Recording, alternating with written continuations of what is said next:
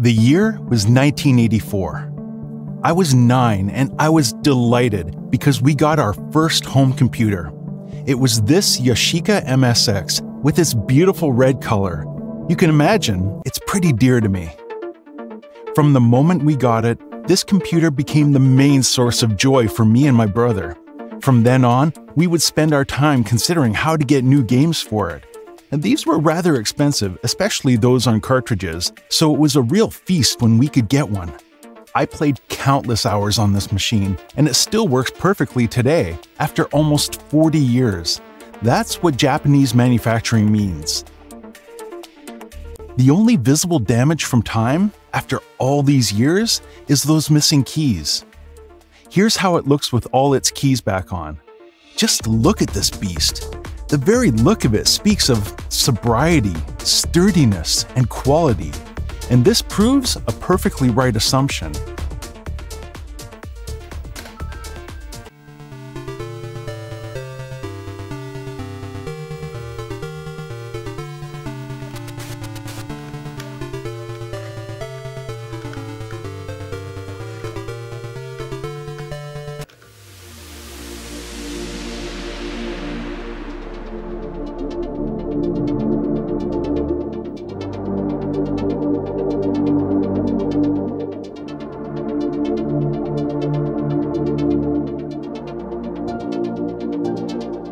But it was not only our first computer, it was also the advent of a future standard, or at least it was intended so. A tumultuous story lies behind those 3 mysterious letters. Let's have a closer look. In 1984, Apple was just introducing the first Macintosh, and home computers in North America were mostly C64, IBM, and Apple II, while European countries also had their national machines, the British BBC Micro, ZX Spectrum, or the French Thomson, for instance. Personal computers were slowly entering homes. No one really knew what a personal computer was or what to use it for, but the promise to help educate children and help them learn the tools of the 21st century ended up convincing parents to purchase them. The many different computer models, each one with its proprietary technology, also added to the confusion. As mentioned in a computer magazine in December 1984, there were over 50 types of home computers available on the market. All of them had more or less the same purpose: to manage, to learn, and to play, and their capabilities were comparable, but they were totally incompatible, so that consumers had to be careful while choosing. No standard had yet emerged from this chaotic jungle, but 2 rising companies of the 1980s, the US-based Microsoft and Japan's ASCII, were fully determined to change that situation. Their idea was to create a range of compatible microcomputers to tap into the home markets. This concept of perfect compatibility was a revolution full of promises. This revolution had a name: MSX. And it had a clear purpose. Each manufacturer was to build on the same hardware and software basis. There were many MSX manufacturers. Not only all major electronics companies had their own MSX, but also many outsiders, most of them Asian, but also from other parts of the world.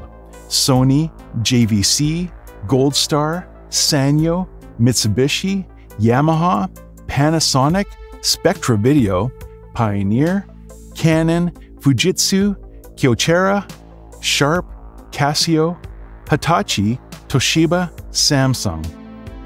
For instance, here are 3 MSX computers. This one is from Toshiba, that other one from Philips, and the last one from Yashica, a brand owned by Kyocera.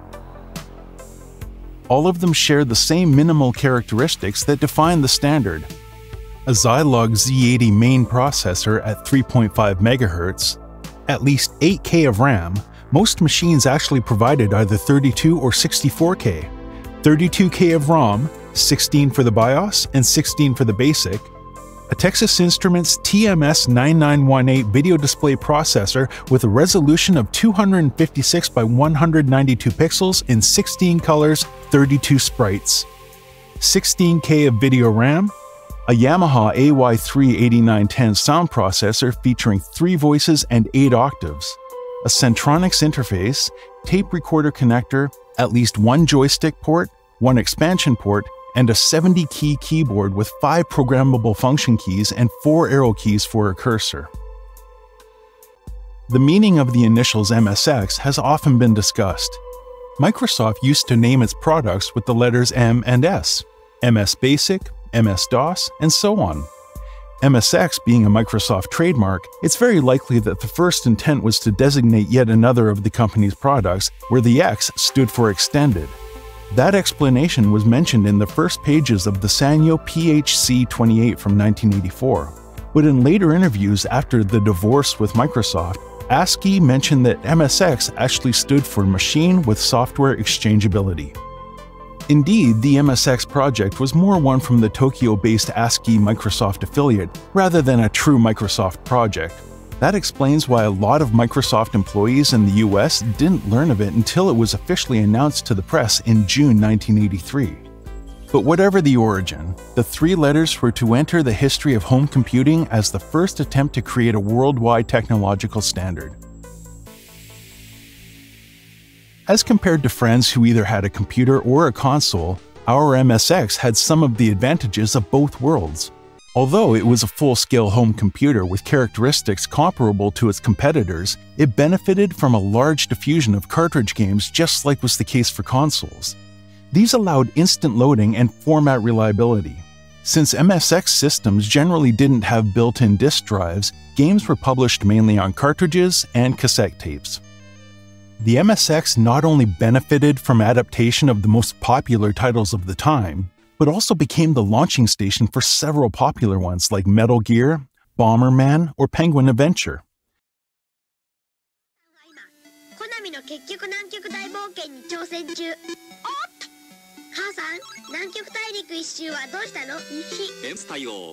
From 1983 to 1989, Konami game cartridges ruled the MSX world.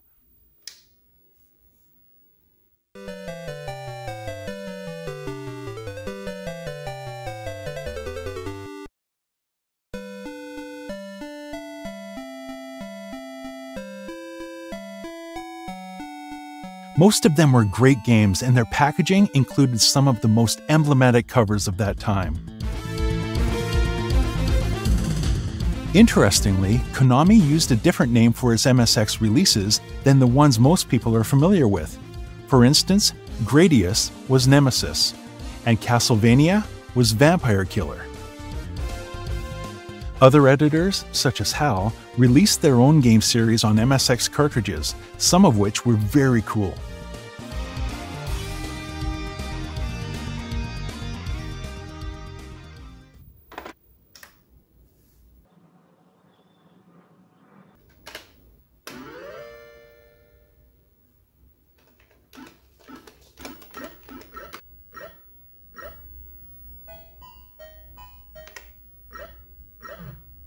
But none of these publishers came close to Konami in terms of quantity and quality.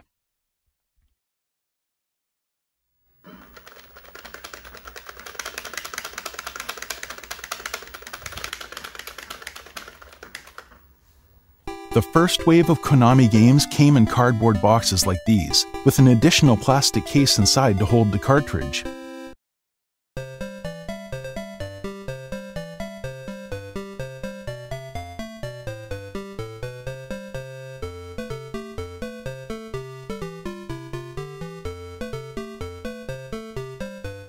The second wave came in smaller boxes with a lighter plastic case inside.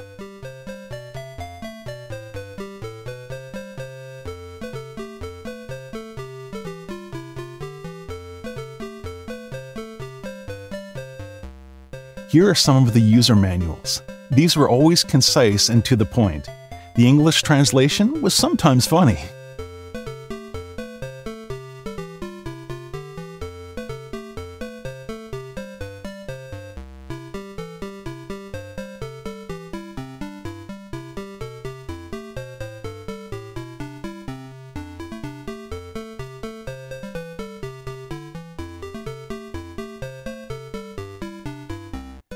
Almost all MSX Konami games were of great quality by the time standards. They had a contrasted and widely chosen color palette among the 16 available. Sound effects and music were often very good, but playability was even more so. As compared to the same title on another 8-bit machine, the MSX version almost always offered flawless sprite animation, speed, and accuracy. You could buy any Konami game without worrying. You were sure to get your money's worth from it. Here are a few samples of MSX games on cassette tapes. For those I have more mixed memories. I remember anxiously waiting for Sorcery to load. It was not always the case from the first try, and what a gap in loading time as compared to cartridges. But absolutely all of the games you see here, and some you can't see because I still need to retrieve them from an impassable pile of stuff in the basement, all of them are sweet memories and treasures.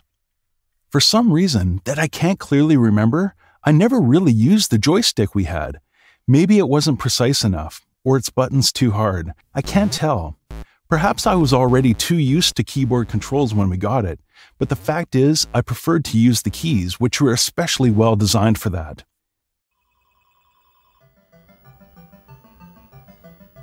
Was the MSX Standard successful?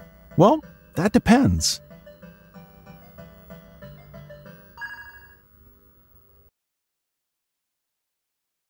I hope you enjoyed this video. Don't forget to subscribe. We'll see you soon, and in the meantime, have nice retro dreams.